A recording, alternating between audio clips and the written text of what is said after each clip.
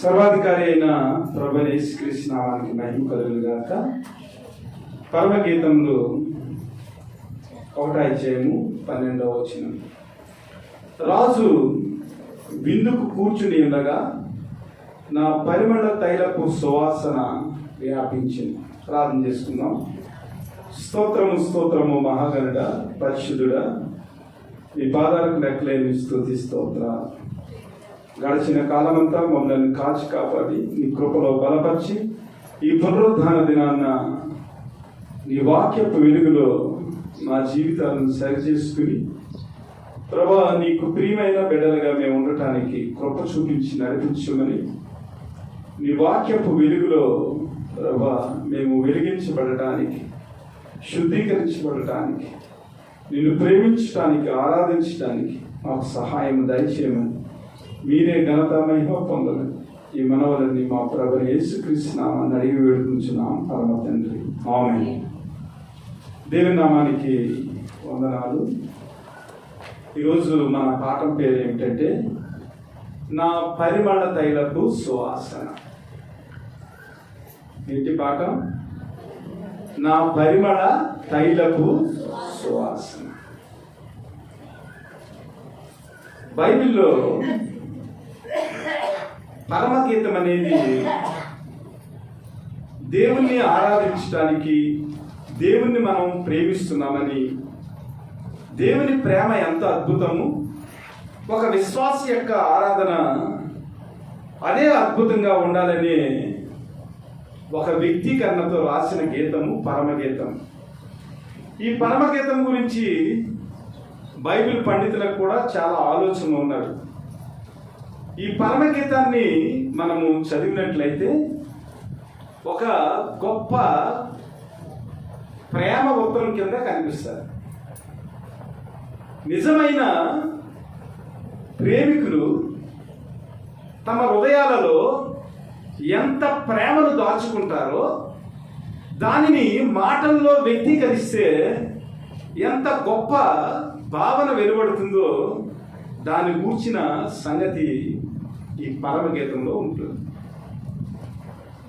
పరమగీతంలో ఆధ్యాత్మికంగా మనము ఆలోచన చేసినట్లయితే మొత్తము బైబిల్లో ఉన్న పుస్తకాలన్నింటిలో కల్లా ఇది దేవుని యొక్క ప్రేమను, దేవునికి మనం ఆరాధన చేసేదానికి ఒక అలంకార ప్రాయమైన ఒక గొప్ప పుస్తకం.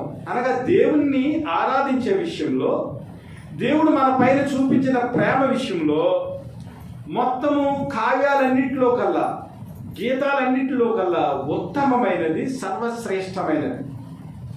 చాలామంది దీన్ని చదివినప్పుడు ఆధ్యాత్మికపరమైన ఆలోచనతో కాకుండా శారీరకపరమైన ఆలోచనతో దీన్ని ఆలోచన చేసామనుకోండి, మనకి కొంత డిఫరెన్స్గా కనపడతారు.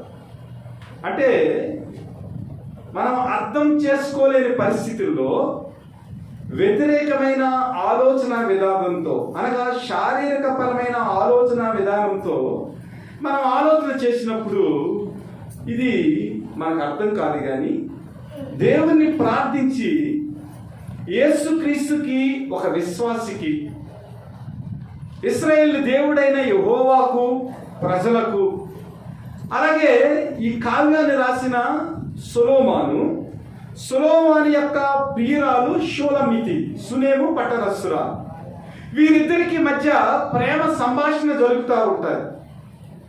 వారి యొక్క ప్రేమ సంభాషణ గురించి మనం ఆలోచన చేసినప్పుడు మనకి ఏమి అర్థం కావాలంటే, ఇశ్రాయేలు ప్రజల మీద యెహోవా దేవునికి ఉన్న ప్రేమ, అలాగే ఇశ్రాయేలు ప్రజలకు యెహోవా మీద ఉన్న ఆరాధనాభావం మనకి జ్ఞాపకం రావాలి. అలాగే మనల్ని ప్రేమించి మన కొరకు రక్తం ఇచ్చి తన చివరి బొట్టును కూడా మన కొరకు ఆయన త్యాగం చేసిన క్రీస్తు యొక్క మహోన్నతమైన ప్రేమ, విశ్వాసులమైన మనము, క్రీస్తు రక్తం చేత కొనబడిన మనకు ఆ ప్రేమ యొక్క లేదా ఆరాధన యొక్క విలువ మనకు అర్థం కావాలి. అనగా పూర్తిగా ఆధ్యాత్మికమైన ప్రేమతో ఆధ్యాత్మికమైన దేవుని యొక్క వెలుగులో ఈ పరమగీతాన్ని మనం చదివినప్పుడు దేవుని యొక్క ప్రేమ ఏమిటో, విశ్వాస యొక్క ఆరాధన ఎలా ఉండాలో మనకు అర్థమవుతుంది. అలాగే నిజంగా ఈ కావ్యాన్ని చదివినప్పుడు ఒక భార్య తన భర్తను ప్రియుడిగా ఊహించుకుని ఆ ప్రియుని కొరకు భార్య ఎంత మహోన్నతమైన ప్రేమను చూపిస్తుందో, ఆ ప్రియుడిని చూడగానే, అనగా తన భర్తను చూడగానే ఒక స్త్రీ యొక్క హృదయంలో మెదిలే ఒక మంచి ఆలోచన, ఒక ఆధ్యాత్మిక పరమైన, శారీరక పరమైన, ఒక గొప్ప ఆరోగ్యపరమైన ఆలోచనలు ఎలా ఉంటాయి. అలాగే ప్రియురాలైన భార్యను చూసినప్పుడు ఒక భర్తకు తన భార్యను చూస్తే తన మనస్సులో ఉప్పొంగే భావన ఎలా ఉంటుందో ఈ పరమగీతాలను మనము ఆలోచన చేసినట్లయితే దేవుని యొక్క పరిపూర్ణమైన ప్రేమ, విశ్వాస యొక్క పరిపూర్ణమైన ఆరాధన కలిసి ఈ పరమగీతం అని మనం అర్థం చేసుకోవాలి. కాబట్టి ఇక్కడ మనం చదువుకున్న వాక్యాన్ని కనుక ఆలోచన చేసినట్లయితే, రాజు విందుకు కూర్చొని ఉండగా నా పరిమళ తైలపు సువాసన వ్యాపించాడు. ఇందులో 3 రకాల క్యారెక్టర్లు మీరు ఊహించుకోవాలి. రాజు అనగా యెహోవా దేవుడు, రాజు అనగా క్రీస్తు, రాజు అనగా మీ భర్త. ఈ మూడిటిని కలిపి మీ మనసులో ఆలోచన చేసి ఈ వాక్యాన్ని వినాలి. రాజు విందునకు కూర్చుని ఉండగా నా పరిమళ తైలపు సువాసన వ్యాపించాడు. ప్రభువైన యేసుక్రీస్తు వారితో మనం విందుకు కూర్చున్నామండి. లేదా ఇశ్రాయేలు ప్రజలు యెహోవా దేవునితో విందుకు కూర్చున్నారు. విందుకు కూర్చున్నప్పుడు వారి యొక్క పరిశుద్ధత, వారి యొక్క సత్ప్రవర్తన, వారి యొక్క కృతజ్ఞత, వారి యొక్క స్తుతి, వారి యొక్క విధేయత, వారి యొక్క సమర్పణ దేవుని నామానికి మహిమకరంగా ఏం చేయాలంటే రాజు కూర్చున్న ఆ భోజనం బల్ల దగ్గర వ్యాపించాలి. మీకు అర్థమవుతుంది కదా? రాజు విందునకు కూర్చుని ఉండగా నా పరిమళ తైలపు సువాసన వ్యాపించెను. ఈ రాజు ఎవరంటే సొలొమోను రాజు. సొలొమోను రాజు యొక్క ప్రియురాలు షూలమితి. రాజు విందునకు కూర్చున్నాడండి.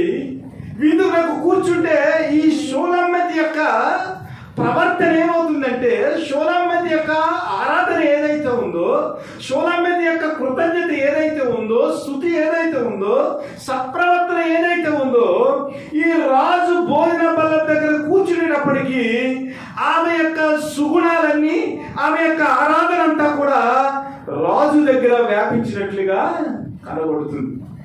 అలాగే ఒక విశ్వాసి జీవితంలో క్రీస్తును మనం సమీపించినప్పుడు, లేదా క్రీస్తు యొక్క బలను మనం సమీపించినప్పుడు, ఆ క్రీస్తు మన కొరకు ఏర్పాటు చేసిన ఆ బలలో పాలు పంపులు పంచుకున్న మనము మన సత్ప్రవర్తన ద్వారా, స్తుతి ద్వారా, కృతజ్ఞత ద్వారా, ఆరాధన భావం ద్వారా మనం ఏం చేయాలంటే రాజు దగ్గర మన సత్ప్రవర్తన మంచి సువాసనగా, మన మాటలే కానీ, మన క్రియలే కానీ ప్రతిదీ కూడా రాజు బల్ల దగ్గర మన జీవితము పరిమళ తైలపు సువాసనగా వ్యాపించాలి.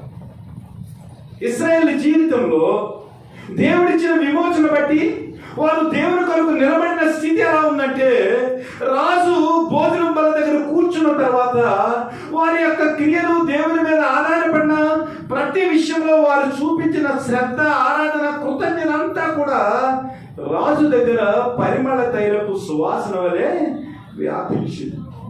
ఎందుకు ఈ రాజు దగ్గర పరిమళ తైలపు సువాసనగా మన జీవితం ఉండాలి? ఎందుకు రాజుతో మనకు ఎంత అనుబంధం ఉండాలి? రాజుతో ఎందుకు మనకు ఎంత ప్రేమ, ఆరాధన రాజు పైన మనకు ఉండాలంటే, రాజు సామాన్యుడు కాదు. ఈ రాజు సొలొమోను రాజు సామాన్యుడు కాదు. అలాగే మనల్ని విమోచించిన ప్రభువైన యేసుక్రీస్తు సొలొమోను కంటే గొప్పవాడు. అలాగే ఇశ్రాయేలును విమోచించిన యెహోవా దేవుడు తండ్రి అయిన రాజు ఇంకా గొప్పవాడు. కాబట్టి ఈ రాజు యొక్క ఔన్నత్యాన్ని బట్టి, రాజు యొక్క విమోచన బట్టి, రాజు మన జీవితంలో చేసిన కృతజ్ఞతను బట్టి మనం ఏం చేయాలంటే రాజుని ఒక ప్రియురాలు ప్రియుణ్ణి ఎంత గొప్పగా ఆరాధిస్తుందో, ఒక నిజమైన భార్య నిజమైన భర్తను చూసి ఎంత ఉప్పొంగుతుందో, అలాంటి పరిస్థితుల్లో విశ్వాసులమైన మనము క్రీస్తు దగ్గర పరిమళ తైలపు సువాసనగా మన జీవితాలను కుమ్మరించాలి. ఎందుకంటే ఈ రాజు చాలా గొప్పవాడు. ఎంత గొప్పవాడంటే, నా ప్రియుడు నా రొమ్మున నుండి గోపరసమంత సువాసన గలవాడు, నాకు నా ప్రియుడు ఎంగేది ద్రాక్షావనములోని కర్పూరపు పూల గుత్తులతో సమానుడు. అసలు ప్రభు యేసుక్రీస్తు గురించి నిజంగా చూసినట్లయితే ఇక్కడ ఈ షూలమ్మితి సొలొమోను రాజును ఊహించుకుని ప్రభు యేసుక్రీస్తుని వర్ణిస్తున్నట్లుగా మనకు కనబడుతుంది.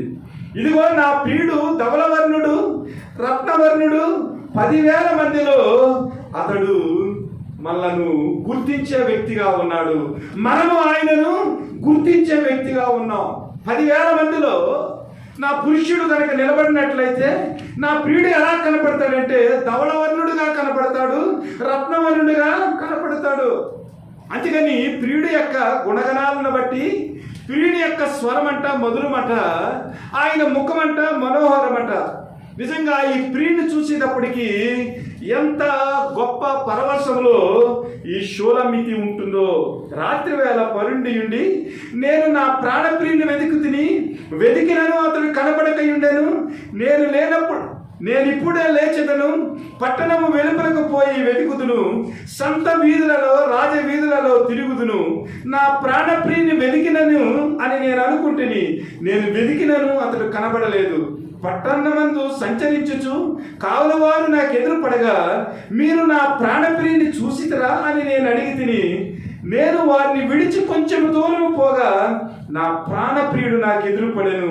వదిలిపెట్టక నేను అతన్ని పట్టుకుంటుని నా తల్లి ఇంటికి అతన్ని తోడుకుని వచ్చి తిని, నన్ను కనిన దాని ఎలలోనికి తోడుగా తీసుకుని పోతుంది. అనగా ఒక భర్తను భార్య ప్రేమిస్తే భార్య యొక్క పరిస్థితి ఎలా ఉంటుంది అన్నమాట.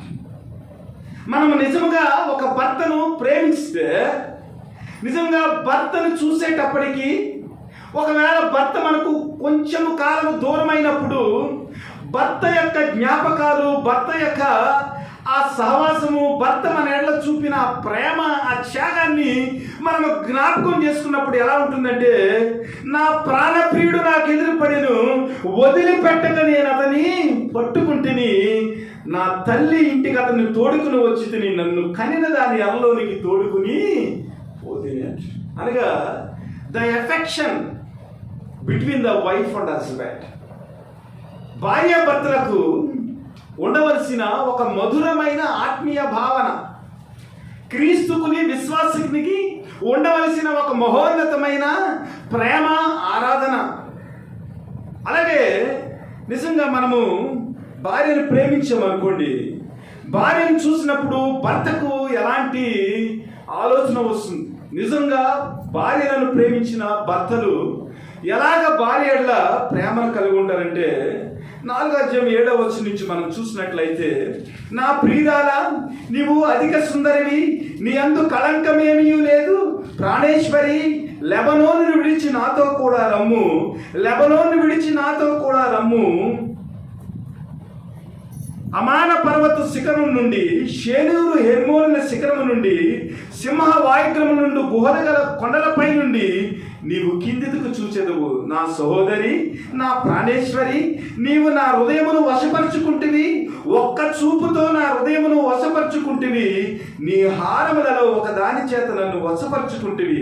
సహోదరి, ప్రాణేశ్వరి, నీ ప్రేమ ఎంత మధురము, ద్రాక్ష రసము కన్నా నీ ప్రేమ ఎంతో సంతోషకరము, నీవు పూసుకును పరిమళ తైలముల వాసన సకల గంధముల కన్నా సంతోషకరము. ప్రాణేశ్వరి, నీ పెదవులు తేనెలొలుకుచున్నట్లు ఉన్నవి. నీ జిహ్వ కింద మధు క్షీరములు కలవు. నీ వస్త్రముల సువాసన లెబనోను సువాసన వలె ఉన్నది. నా సహోదరి ప్రాణేశ్వరి, మూయబడిన ఉద్యానవనము, మూతవేయబడిన జలకోపము. నిజంగా దీన్ని ఒక 4-5 క్లాసులు మనం తీసుకుని క్రీస్తుకి విశ్వాసికున్న ప్రేమను గురించి, భార్యాభర్తలకున్న ప్రేమను గురించి, అలాగే దేవుడైన యెహోవాకు అలాగే ఇశ్రాయేలు ప్రజలకు మధ్య ఉన్న ప్రేమను గురించి, అలాగే సొలొమోను తన ప్రియురాలైన షూనమ్మితి మధ్య ఉన్న ఆ ప్రేమ, అనురాగము, భక్తి, ఆరాధన గురించి మనం ఆలోచన చేసినట్లయితే మన జీవితాల్లో నిజమైన ప్రేమ ఏమిటి, ఒక భర్తను ఒక భార్య ఎంత గొప్పగా ఆరాధించాలి, ఒక భర్తకు తన శరీరాన్ని ఎలాగ లోపరచాలి, తన యొక్క జీవితంలో భర్తకు ఇవ్వాల్సిన ప్రాముఖ్యమైన స్థానం ఏమిటి, ఆ భర్తను ఎలాగ గౌరవించాలి, ఎలాగ అంటు పెట్టుకుని ఆ భర్తతో కాపురం చేయాలి అని ఒక భార్యకు అర్థమవుతుంది. అలాగే భార్యను ఎంత గొప్పగా ప్రేమించాలి, భార్యను ఎలాగ పొగడాలి, భార్య యందు మనం ఎలాంటి ప్రేమను కనపరచాలి అనేది ఈ పరమగీతాన్ని గురించి ఆధ్యాత్మికంగా మనం ఆలోచన చేసినట్లయితే భార్యాభర్తల బంధానికి ఒక ప్రతిష్టత కలగజేసిన ఒక గొప్ప గీతము పరమగీతముగా మనం చూస్తూ ఉంటాం. కాబట్టి దేవుని బిడ్డలారా, ఈ విషయాలన్నీ మనము పక్కన పెడితే ప్రభువైన యేసుక్రీస్తు సంఘానికి వరుడుగా ఉన్నాడు. సంఘము అనగా యేసుక్రీస్తు రక్తం చేత కొనబడిన మనము ప్రభువైన యేసుక్రీస్తుకి వధువుగా ఉన్నాం. అనగా ప్రభువైన యేసుక్రీస్తు మన ప్రియుడైతే ప్రభువైన యేసుక్రీస్తుకి మనం ప్రియురాలుగా కనిపిస్తున్నాం. కాబట్టి ప్రభువైన యేసుక్రీస్తుకి మనము ఎలాగ కృతజ్ఞత చెల్లించాలి, ఎలాగ స్తుతి చెల్లించాలి, ఆయన నామాన్ని ఎలాగ హెచ్చించాలి, ఆయనలో మన జీవితాన్ని పరిమళ తైలపు సువాసనగా ఎలాగ కట్టుకోవాలనేది ఇక్కడ ముఖ్యమైన అంశముగా మనము ధ్యానం చేయాలి. మీరు ఇంటికి వెళ్ళి చదవండి. నిజంగా పరమగీతము ఒక 4-5 సార్లు చదివితే, ఒక 4-5 సార్లు చదివిన తర్వాత ఆధ్యాత్మికంగా ప్రార్థనతో మనం ధ్యానం చేసినట్లయితే ప్రభువైన యేసుక్రీస్తు యొక్క ప్రేమ, ప్రభువైన యేసుక్రీస్తు యొక్క ఆ సొగసు, ప్రభువైన యేసుక్రీస్తు యొక్క స్వరూపాన్ని మనము పరిశుద్ధాత్మ చేత మనం దర్శించుకుని ఏమవుతుందంటే కడకు కన్నీళ్లుగా ప్రభు యొక్క ప్రేమ మన జీవితంలో ఒలకబడుతుంది. నిజంగా పరమగీతాల్ని నిజంగా మనం ధ్యానం చేసినప్పుడు ప్రభు చేసిన త్యాగాన్ని బట్టి, ప్రభు చూపించిన ప్రేమను బట్టి మనము ఏడవకుండా ఉండలేని పరిస్థితి. అలాంటి సొగసైన 10,000 మందిలో రత్నవర్ణుడు, ధవళవర్ణుడు, అతి సుందర కాంక్షణీయుడైన దేవుడు తన ప్రియులైన సంఘాన్ని ప్రేమించి, అనగా విశ్వాసులమైన మనలను ప్రేమించి, పాపి అయిన మనలను ప్రేమించి, తన సొగసైనను స్వరూపమైనను లేకుండా ఆయన కొరడాలతో కొట్టబడి శరీరాన్ని ఆ దున్నబడిన ఆ స్థితిలో మనము ప్రభువైన యేసుక్రీస్తు యొక్క శిలువ సన్నివేశాన్ని మనం చూసినట్లయితే మన ప్రియుడైన యేసుక్రీస్తు ప్రియురాలైన సంఘము కొరకు ఆయన చేసిన త్యాగం ఏమిటో మనకు అర్థమవుతుంది. కాబట్టి మన జీవితము ప్రభువైన యేసుక్రీస్తుకి పరిమళ తైలపు సువాసనగా ఉండాలనేది ఇక్కడ పరమగీతాల్లో మనము నేర్చుకోవాల్సిన గొప్ప విషయంగా మనకు కనబడుతుంది. ఈ పరిమళ తైలపు సువాసన గురించి మనం చూసినప్పుడు ఈ పరిమళ తైలపు సువాసనలో కృతజ్ఞత ఉంది, స్తుతి ఉంది, విధేయత ఉంది, సమర్పణ ఉంది, అలాగే దేవుని నామాన్ని హెచ్చించవలసిన పరిస్థితి ఈ ఆరాధనలో ఉంది. మనం చూసినట్లయితే దేవుడు చేసిన ప్రతి కార్యాన్ని బట్టి మనం ఏం చేయాలంటే దేవునికి కృతజ్ఞత చెల్లించాలి.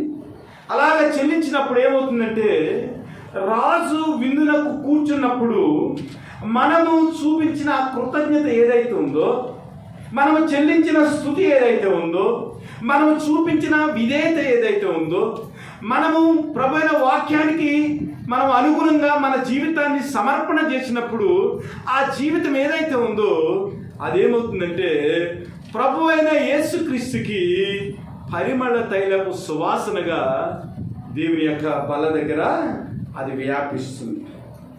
ఆదికాండము 8వ అధ్యాయము 20 నుంచి 22 చూసినట్లయితే